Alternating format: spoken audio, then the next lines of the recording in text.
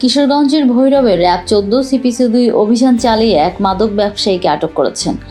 17 মে শনিবার রাতে বৃহস্পতিবার সন্ধ্যায় কিশোরগঞ্জ জেলার ভৈরব উপজেলার রেলওয়ে জাংশনে চট্টগ্রাম থেকে ছেড়ে আসা ঢাকাগামী মালবাহী ট্রেনে 3টি বগির ভেতর থেকে 40 কেজি মাদকদ্রব্য গাঁজাসহ তাকে আটক করা হয়।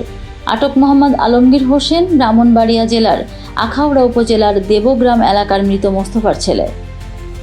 কিশোরগঞ্জ ভৈরব ক্যাম্পের কোম্পানি কমান্ডার মোহাম্মদ আশাফুল কবির প্রেস বিজ্ঞপ্তিতে জানান, র্যাব 14 CPC-2 কিশোরগঞ্জের ভৈরব ক্যাম্পের একটি আভিযানিক দল গোপন সংবাদের ভিত্তিতে জানতে পারে চট্টগ্রাম থেকে ছেড়ে আসা ঢাকাগামী একটি মালবাহী ট্রেনে এক ব্যক্তি গাঁজা নিয়ে ঢাকার উদ্দেশ্যে যাচ্ছে।